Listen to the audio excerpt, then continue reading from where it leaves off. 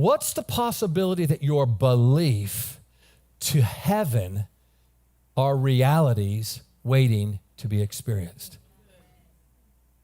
Hey, look at, they're believing down there. Man, there's some cool stuff getting ready to, oh, no, they stopped. Oh, they're believing again. No, they stopped. Can you imagine angels? I'm sent, I'm not sent. I'm sent, I'm not sent. I'm sent, I'm not. Can you imagine they're like, will you make up your mind?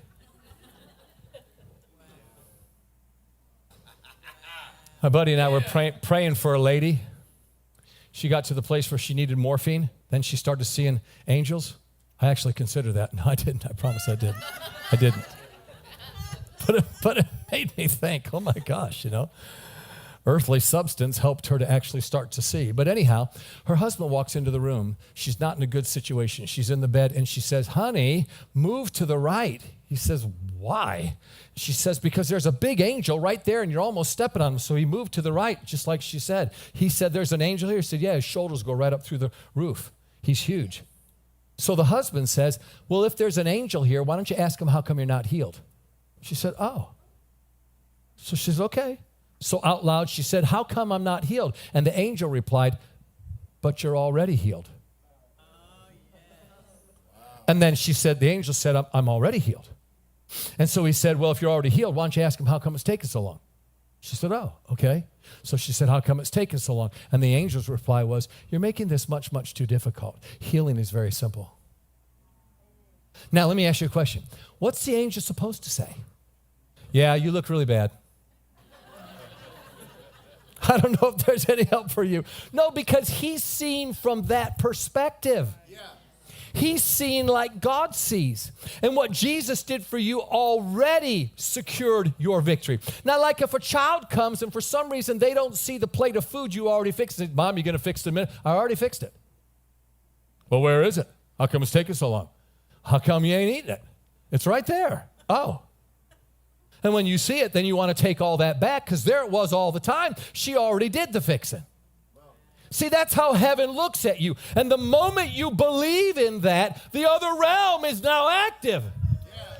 Why do you think 2 Chronicles 6 verse 9 tells us the eyes of the Lord roam to and fro throughout the whole earth, which seems to indicate what? Constant roaming to find someone who has a loyal heart. What's a loyal heart? Someone that's focused longer than a goldfish. Yeah. Because what happens? That realm, that world is now activated. That's the reason why a woman with the issue of blood could get a healing when no one else did. That's the reason why Bartimaeus could get a healing and no one else did. Bartimaeus said, who's coming? I can't see, but who's coming? Who's coming? And they said, Jesus of Nazareth. That means Jay from Danville.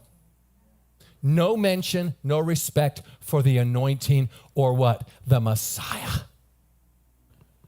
What did he say? Jesus of Nazareth, have mercy on me. No.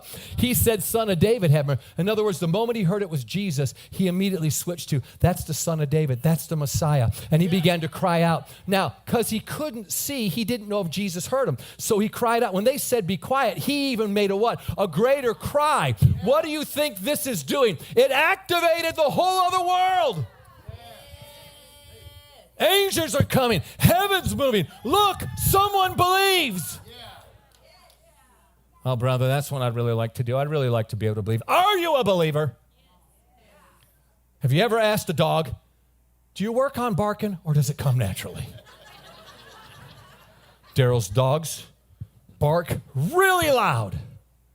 How come? Because that's how you find them when they're treeing a coon. So he doesn't look for a dog that goes, arf, arf, arf, arf. I ain't going to find him unless he's got a tracker on him. He looks for a dog that's going to bark like a dog. Like Mom Hagen used to say years ago, a man ought to look like a man, smell like a man, walk like a man, and talk like a man. A woman ought to look like a woman, smell like a woman, walk like a woman, talk like a woman. If you're going to be a man, be a man.